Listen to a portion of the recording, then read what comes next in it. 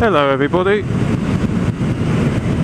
Today I'm going to be doing a road test review of a 2006 Honda CBF 500, and this model is the ABS model. I've owned the bike now for about 6 months, using it as a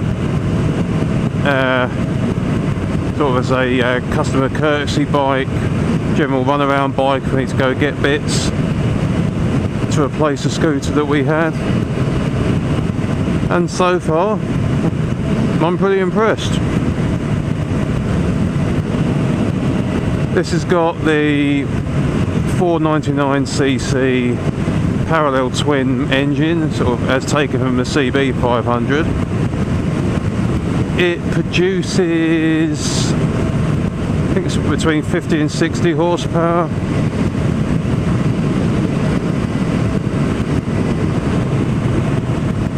It's the same, overall the bike is the same shape as the CBF 600 and the CBF 1000, except that this model is pretty much the base of the lot, apart from the ABS.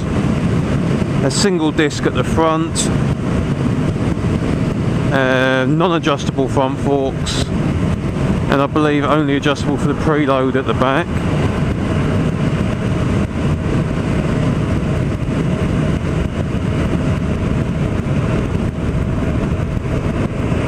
The seat, unlike on the 600 version, is non-adjustable as well. It's a very low, or it's a comparatively low seat height compared to any other of these type of bikes that I've ridden. It means that if you were a smaller rider, it would be quite good.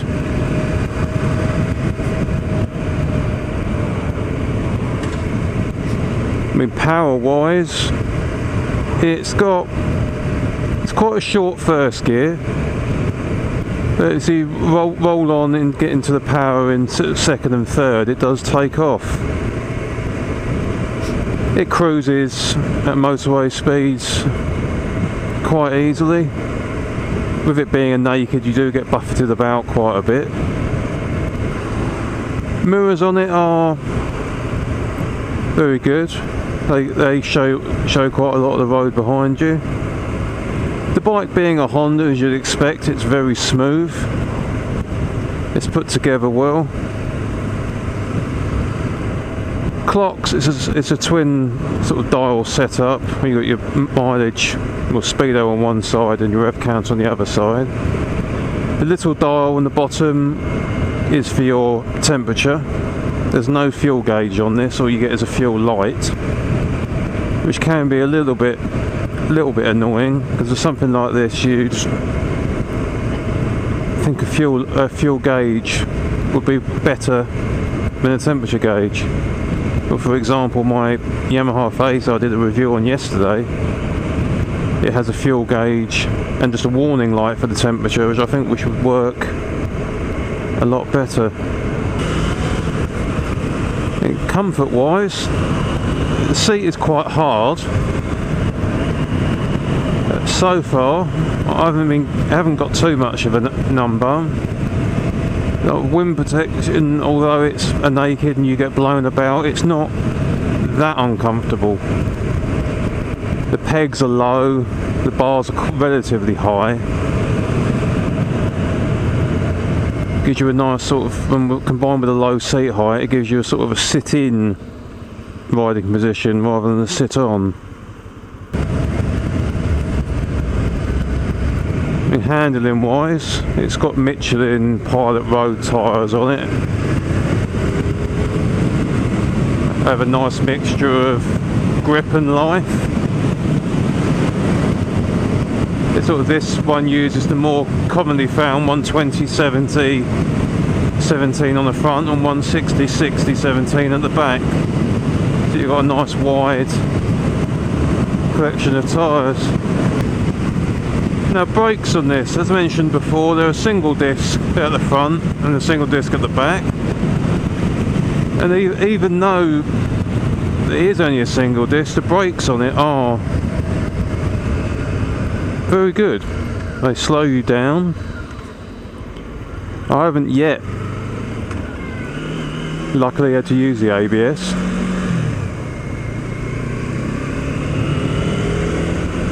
It's there in case you need it. Storage wise, under the seat there's not a great deal amount of space. I've got fitted a toolkit and a disc lock. The bike came with a givey rack and top box, which will hold full face helmet plus quite a bit more. And reliability on this is it's a Honda, so it's as you'd expect. You look after it, and it will look after you. I've done basic servicing on it so far. I've fitted tyres to it, and I don't expect to do much more apart from servicing it in the future. I don't know as of yet if there's any sort of common problems with these. They can be a bit tricky for first time riders, because although this model's still carbed, it's not fuel injected. The choke is actually underneath the tank, so if you're not used to riding a bike with a choke, it could catch you out. Well, at least you figured it out. And the other thing I've found is the speedo, when you get up to sort of motorway speed, sort of 60-70 miles an hour, the speedo needle starts to dance, and as the speed is getting picked up on the ABS sensors, not sure as much you can do about that. I mean, although the suspension's not adjustable, the front feels planted enough. I know they race these. I imagine one of these with a decent can on, it would sound quite nice. And it's got although it's carbed, it's got a cat in the end can, which adds quite a lot of weight, so if you put a free flowing end can on it, it'll save you weight and give you a bit more power. I mean, for primarily what's going to be a commuter bike, it's got everything you need. I think you can pick these up from around about sort of £1,500 mark. They didn't make the 500 for that long. I think it was a short production run. But if you could find one of these in good condition, it could be your commuter bike. It would even make a reasonable tour, because I know they do quite a lot of official sort of touring luggage for these. All in all, a comfortable bike, well put together, easy to ride, and I imagine it's economical. I haven't worked out the miles per gallon yet. It seems to be good. The only other thing about the clocks, apart from the fuel gauge, is it doesn't have a clock on. So I do personally like to have a clock on a bike, so I've fitted a sort of extra clock there, but as you can imagine at night it wouldn't be that easy to see. But it's nice just to have something. Well, as I said, what I do is just to walk around off the bike, off it, so you can see what one looks like. And you can see silhouette wise it's very similar to the CBF 600. It's only got the 2 cylinders,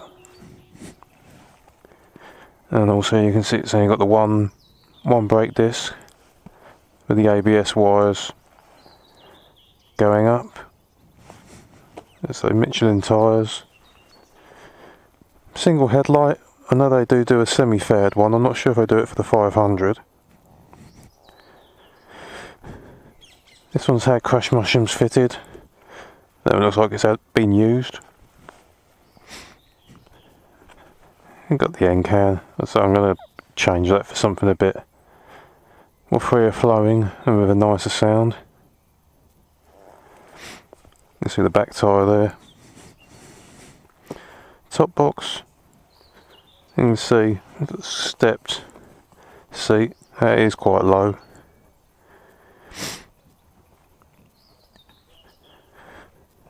Also fitted with a sat nav mount as well, just to give